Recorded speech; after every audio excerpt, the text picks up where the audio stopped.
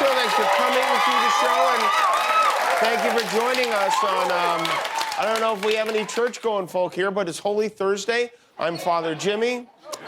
Have you heard the good word about Jesus? We'll be passing around the collection plate in just a minute. Holy Thursday for Christians commemorates the Last Supper. You remember the dinner Jesus had with his apostles when they all decided to sit on the same side of the table to eat? I believe they all got to one side and asked the waiter, can you take a quick painting of us? We're about 20 minutes away from Good Friday, the most solemn day of the year for the Catholic Church. And I thought this was interesting. You know that book, the Bible? Yeah. Well, some people, rather than stealing it from a motel room like normal people do, buy it on Amazon. And not only do they buy it, they rate it. And good news, God, you got 5 stars. You did well. I started reading through these reviews. Some of them are one-star reviews. These are real one-star reviews of the Bible that we took from Amazon. Here, like this, Logan says, not what I was expecting.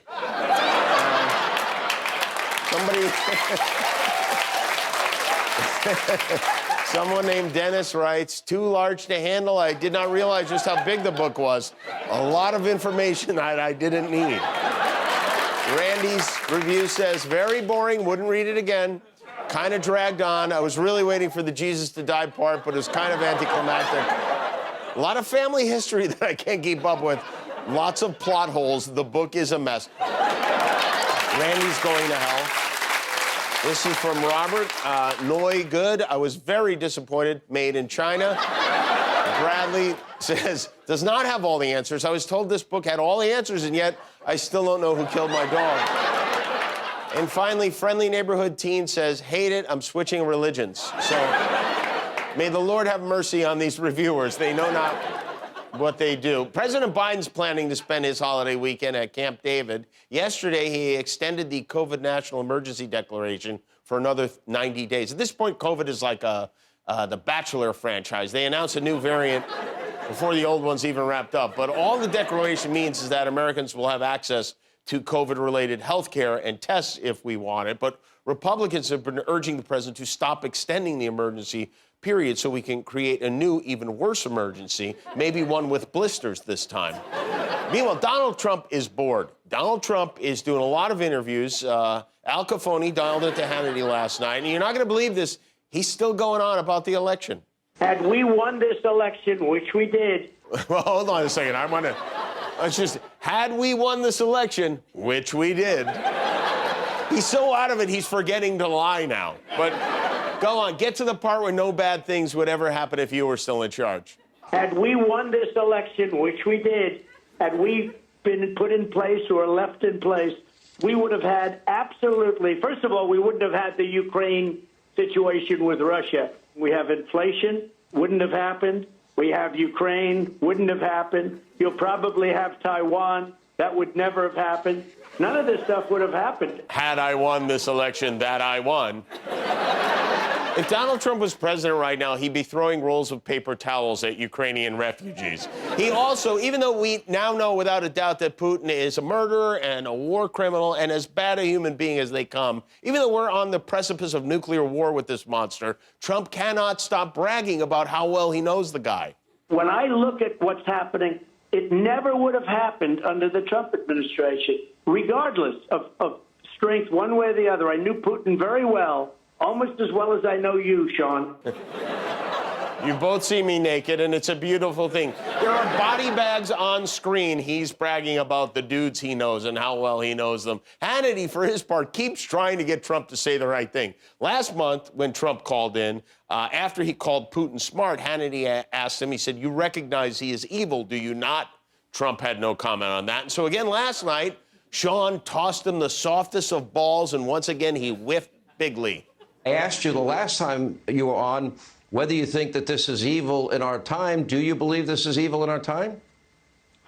I think in 100 years, people are going to look back and they're going to say, how did we stand back and NATO stand back, which in many ways I've called a paper tiger. Don't forget, I rebuilt NATO because when I became president, the first thing I noticed when I went there to the first meeting was that most of the countries were not paying, or were paying far less than they were supposed to.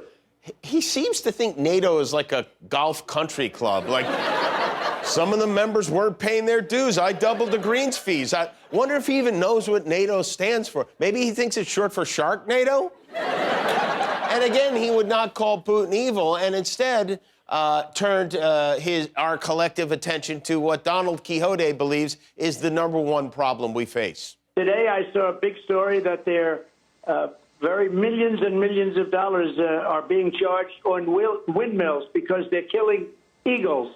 They're killing the bald eagle and other eagles and other birds. And we have these windmills all over the place, and the environmentalists pretend they love them, but they're really hurting our country. What is the deal with him and the windmills? Did he have a traumatic mini golf experience as a child? Maybe it messed up his hair. Maybe that's why his hair is like that. I don't know. I feel like the hamster that powers his brain is getting tired right now. This is the effect our dear misleader has had on people who follow him. Some of the dummies who stormed the Capitol on January 6th are saying they did it because it was a presidential order. And so far, that defense isn't going great, at least not for one rioter who was convicted on all counts today. And it's not just the stormtroopers who've been taking orders from Emperor Palpatine. It's regular, everyday criminals, too. Tulsa police say Randy Cantwell went to a car dealership near 61st and Mingo and asked to look at an Audi in the lot. They say Cantwell tried to drive away with it, saying he was a federal marshal and claiming the dealership stole the car. Employees blocked the car in and called police. Investigators say Cantwell had no ID verifying that he was a federal marshal, and he told them he became a marshal when former President Trump enacted martial law. Right. It makes sense. If they both have the word marshal right in the title. And then he went into Marshall's and picked out a cute outfit. He looks great. A lot of very off-kilter people out there, and some are running our government. In Tennessee, the state legislature passed a bill that would make it a crime to camp out along state highways, which many say is unfair because these encampments are the only housing some people have. It's a very complex issue, but no politician addressed it with less eloquence than Tennessee State Senator Frank Nicely, who gave the bill some historical context. I want to give you a little history on homelessness. 1910, Hitler decided to live on the streets for a while. So for 2 years, Hitler lived on the streets and practiced his oratory and his body language and how to connect with masses, and then went on to lead a life that got him in the history books. So a lot of these people, it's not a dead end. They can come out of these homeless camps and have a productive life, or in Hitler's case, a very unproductive life. I support this bill. Well, you really Hitlered that one out of the park, didn't you? And by the way, I looked it up. It's actually true. Hitler was homeless for a while. He lived on the street and ate at soup kitchens. He was the original soup Nazi. Thank you. Hey, you know, Russia yesterday, as payback for all the sanctions our government has put on them, announced permanent sanctions against 398 members of Congress. They are now on a stop list, which means they cannot travel to Russia. I think the Russians may be overestimating our hankering to go there and visit, but one of the American companies that suspended service in Russia is Netflix, which has made subscribers in Russia so mad they're suing Netflix. They want 60 million rubles in compensation, which is about 80 bucks, I think, right? It's roughly $730,000, which seems like a lot. How great would it be if this war ends because Russians didn't get to watch Is It Cake on time? This is interesting. For the past, I'm not sure how long, people have been making a lot of money selling NFTs. An NFT, if you don't know, it's basically an imaginary Beanie Baby that you make, I don't know. So the owner of an NFT that got a lot of attention, which was an image of the first ever tweet, just got some very bad news. He bought it for $2.9 million last year. He put it up for auction last week. The highest bid was $277. It depreciated so fast you would think Trump was trying to turn it into a hotel. He expected the NFT to go for $48 million, which in his defense, how is he supposed to know a screen grab of a tweet wasn't going to be worth $48 million? I feel bad for the auctioneer who had to work his way down from $48 million. Do I hear $47.5 million? Okay, no? Anyone? 40? Yeah. That's why I invest all my money in Chuck E. Cheese tokens. You know that, right, Guillermo? Yes, Jimmy, I know that. CCT. Hey, by the way, be careful on Easter because they're a popular brand of chocolate eggs made in Belgium by the company Ferrero is being recalled because of Salmonella concerns. They say they got some bad buttermilk, which happens to be my rap name, by the way, bad buttermilk, in the chocolate, and now it's dangerous. It can make your kid sick. So if ever there was a year to really hide the crap out of those eggs, this is the one. And then maybe we shouldn't encourage our children to eat brown eggs they found in the grass anyway. Easter's on Sunday, and that got me thinking about the bunny. Why the bunny? It's nothing to do with Jesus. Santa, at least, is a saint, and we know his story. We know where he lives. We know his wife. We know those worker, what do we call them? Indentured servants? Yeah, sure. Thank you, Guillermo. But I'm sorry to wake you. No, it's okay. No. Whatever you say. But this bunny, where is he from? Why is he doing this? How did he get so big? There are a lot of questions and not many answers, so we went out on the street to ask the people who care most, kids, to tell us what they know about the Easter Bunny. Who is the Easter Bunny? The Easter Bunny is like a little bunny that he goes around and hides eggs. And he paints all the eggs that the chicks make. And they take all the baby chicks out and then wash the egg, then close it back up and put before. But they only close it after they put the toy in. He does eggs on his booty. So you're saying the Easter Bunny lays eggs out of his booty? Yeah. How does the Easter Bunny get to your house? He used the GPS.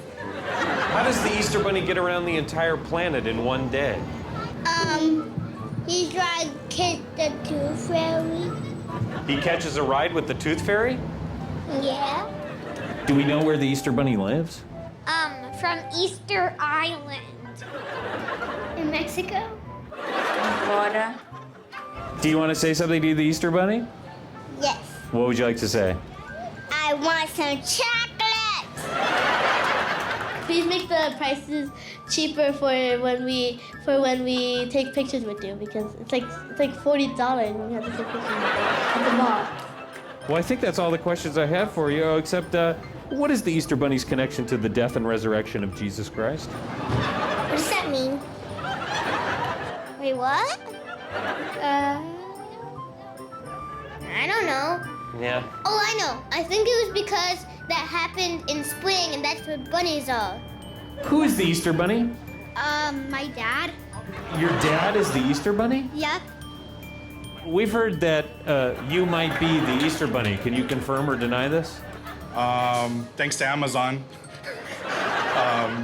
Got a suit. My wife put it on. It was a little too small, but I did hop around and, and I also did my neighbor's house.